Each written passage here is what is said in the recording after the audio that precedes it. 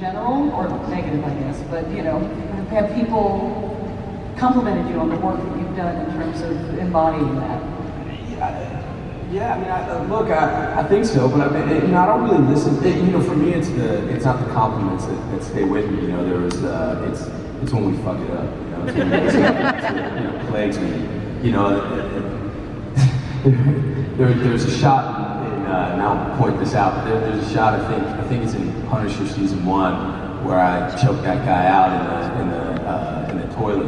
And when I'm walking through, they had just slipped my other boots on, and his laces weren't tucked in. Marines cut their laces in, and you know, it was always something that we always checked. And this one guy fucking chewed me the hell out. But I was like, that is so right, man. Like, you're absolutely right. You totally shit your bed on that. I'm cursing a lot. I apologize. Don't apologize. I felt pretty shitty about that. You know.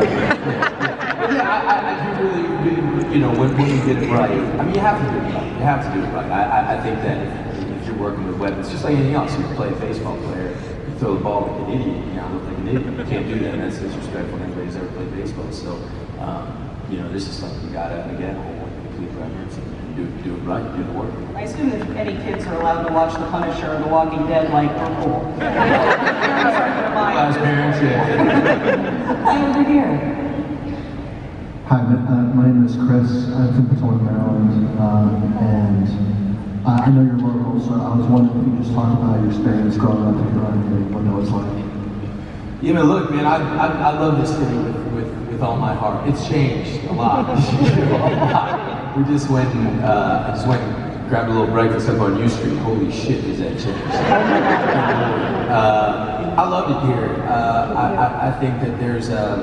I think that the folks that I grew up with and the people that I grew up with in this city was extremely diverse, extremely smart, had real grit, weren't the kind of people who talked about how tough they were, but you could see real quick when shit jumped off. This was a serious city with a lot of that I feel has tremendous heart, tremendous openness. People respect each other here unless they're crossed. And I love growing up here. I love growing up here. And, you know, I think people often think about all the politics and all the stuff that has really nothing to do with the real DC. I grew up in the heyday of the Redskins, you know what I mean? 92, you know what I mean? This was the greatest city on earth, still is, and I'll always love DC. I'm a big go-go head. This place is very, very, very special. And I think there's something that real DC folks would really recognize with each other. And so yeah, yeah, I love it.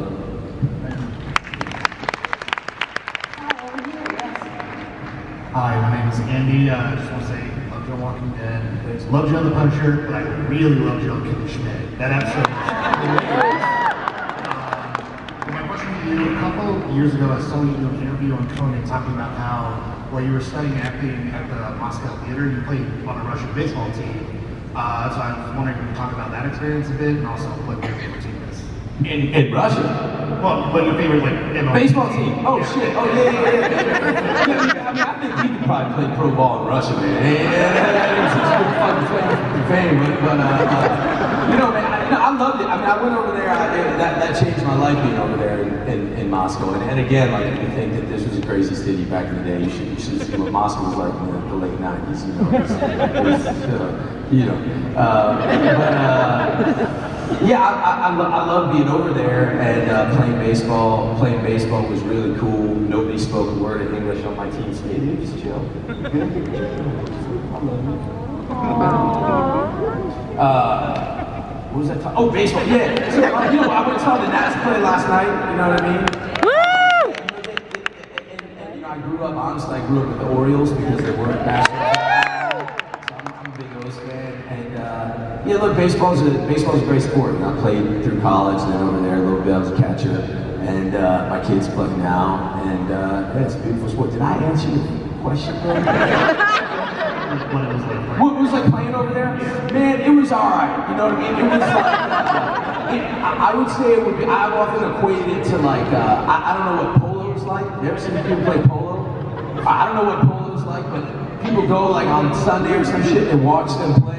And people would come and watch us play baseball. They wouldn't buy tickets, but it would be like Russian mob guys and their model girlfriends, you know? And somehow we were getting paid, and like there was like uniforms and buses, but I don't know how it was generating any revenue. But yeah, we were playing. So I feel like, oh, this is kind of like what polo must be. You know?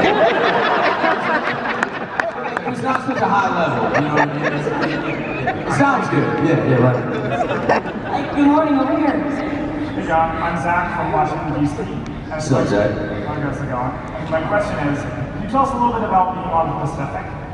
Wow, yeah, Pacific. Man, that was great. You know, we got trained by a really famous Marine captain, Captain Dale Dye, and you know, Tom Hanks and Steven Spielberg. You know, they really put a lot of care and attention into the training. That was sort of like my first kind of jump into that in military training for film. And you know, they had about 30 Marines down there training us. They set up a whole, you know, giant boot camp, and we got to sleep out in the woods. And then, meanwhile, they're also training a bunch of Japanese stunt actors. And so, for the last week, it was basically just war games with you know, with dummy rounds.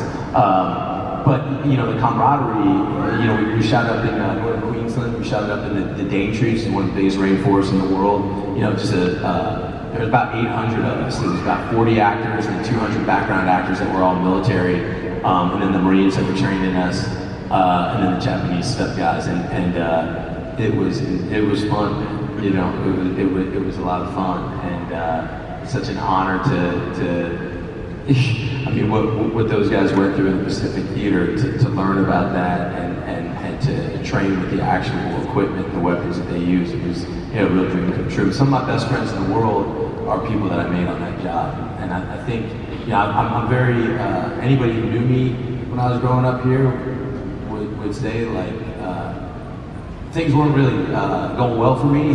You know, growing up was pretty surprising that I do this. I'm very grateful.